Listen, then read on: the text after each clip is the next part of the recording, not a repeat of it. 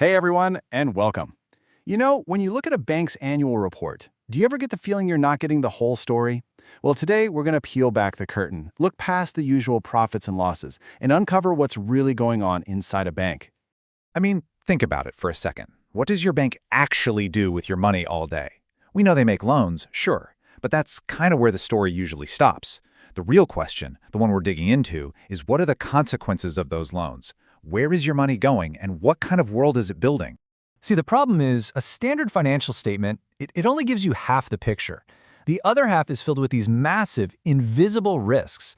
We're talking about things like the bank's climate footprint, how well it guards your personal data, or if its lending practices are making society fairer or not.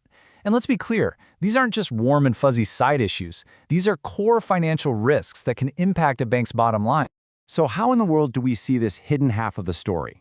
Well, lucky for us, there's a standard for that. It's called the SASB standards, from the Sustainability Accounting Standards Board, and it gives us a clear, focused way to measure the stuff that actually matters. Now, the key idea here, the absolute game changer, is something called financial materiality. And all that means is that we're talking about sustainability issues that can genuinely hit a company's wallet, right? This isn't about charity or PR. It's about connecting these big picture environmental and social issues directly to a company's long-term financial health. Okay, so to bring this all to life, we're going to walk through a case study using a fictional bank we'll call Horizon Bank Group, or HBG. And we're going to start with Section 1, Data, Ethics, and Inclusion. The absolute bedrock of what makes a bank trustworthy. 2. In today's world, data security is everything, right? So for the entire year of 2024, Horizon Bank had only 2 data incidents. But here's the really important part. In neither of those cases was any customer's personal identifiable information exposed. That tells you their defenses are seriously strong. And how about ethics? How about corruption? 0. That's how many confirmed cases of corruption HBG had all year. And that's not by accident. It's because every single person who works there, from the CEO down, has to go through mandatory ethics training. It's about building that culture of integrity. But, it's not just about what you don't do wrong. It's about what you do right. And check out these financial inclusion programs. We're talking $1.6 billion in microloans, mostly to women entrepreneurs in rural areas. They opened over 8 million bank accounts with no minimum balance, bringing people into the financial system for the first time. And they taught almost 500,000 students the basics of finance. This isn't charity. It's just smart business, building a bigger, stronger market for the future. All right, let's pivot to our second section, and it's a big one. Financing a greener future. Every single loan a bank makes is like a vote for what our future looks like. This is where the rubber really meets the road on environmental impact. 82%. That's the slice of Horizon Bank's corporate loan portfolio that they actively screen for environmental, social, and governance, or ESG risks. So, for the vast majority of their loans, they're asking the tough questions. What's the carbon footprint? What are the labor practices? Is this sustainable in the long run? That's a huge deal. But now, let's look at the other side of the ledger. These are what we call financed emissions. Basically, it's the greenhouse gases pumped out by all the companies and projects the bank lends money to. And as you can see, the energy sector is, by far, the biggest piece of that pie. This is the bank's indirect carbon footprint, and it represents a massive climate risk. So what's the grand total? 36.7 million tons of carbon dioxide equivalent. That is the scale of the climate risk baked into their loan book. And you know what they say? You can't manage what you don't measure. This is step 1. But here's the opportunity.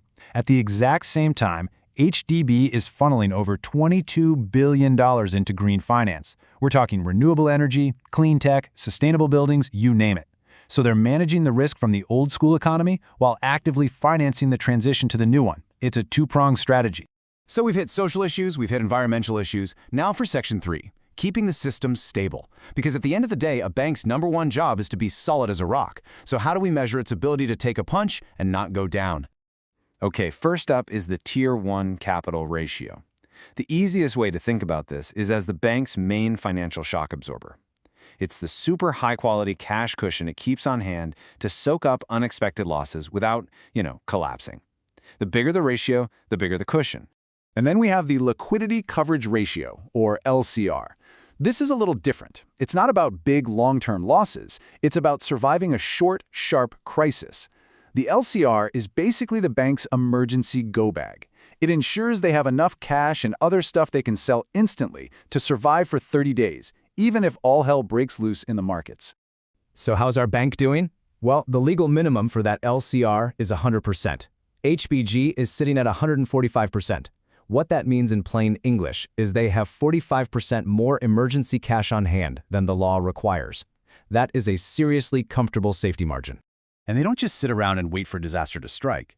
They actively run stress tests against some pretty wild scenarios. A full-blown global recession, a massive credit crisis, and get this last one. They even test what would happen if carbon suddenly cost $100 a ton. That's where climate risk and financial risk become the same thing.